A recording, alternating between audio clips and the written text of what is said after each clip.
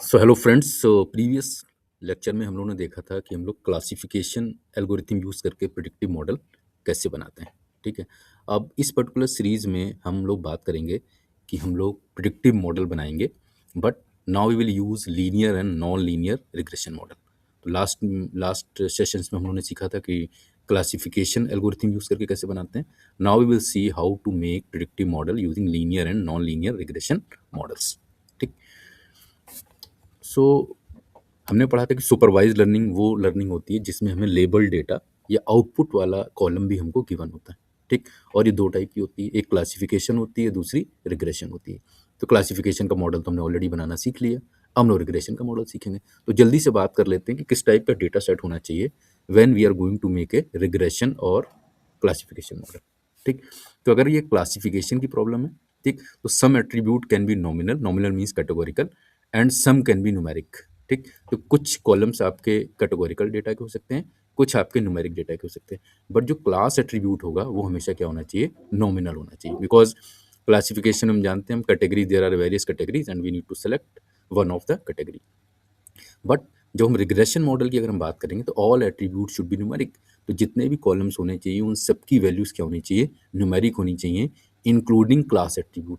मतलब जो चीज़ आप प्रिडिक्ट करने जा रहे हैं, ठीक है, उस वाले कॉलम की भी वैल्यू न्यूमेरिक होनी चाहिए, और जो बाकी कॉलम्स होंगे उनकी वैल्यूज भी क्या होनी चाहिए, न्यूमेरिक होनी चाहिए। ठीक। तो in short, if it's a problem of classification, तो कुछ वैल्यूज़ आपकी न्यूमेरिक हो सकती हैं, कुछ कैटेगोरिकल हो सकती हैं, बट जो क्लास एट्रीब्यूट होगा वो हर हालत में कैटेगोरिकल होना चाहिए। While in case of regression model, सारे कॉलम्स की वैल्यूज़ जो भी आप अपनी स्टडी में इंक्लूड कर रहे हैं, सब के सब न्यूमेरिक डेटा होने चाहिए। ठीक है। तो that is important to understand. ये नहीं कि हमने कोई भी डेटा लेकर कुछ भी बनाना स्टार्ट कर दिया। ठीक है। तो we must have a clear understanding of our data set also.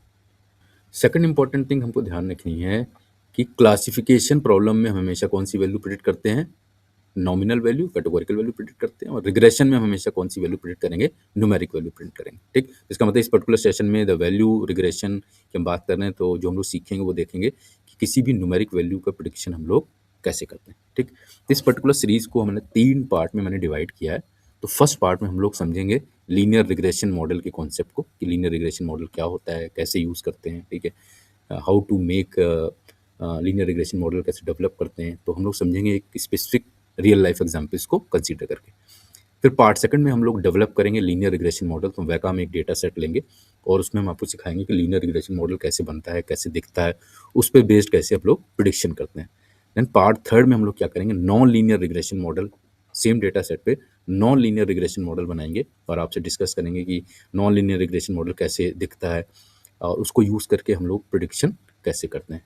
And finally we will also see linear और नॉन लीनियर के रिजल्ट्स में डिफरेंस क्यों आता है, कितना आता है, that also we will discuss. तो इन शॉर्ट, जो part 1, part 2, part 3 all are interlinked to each other, and they will definitely clear your concept related to linear and non-linear regression. So get ready to understand and to learn and to do hands-on session how to perform linear and non-linear regression model. So that's all in this particular session. Thank you so much.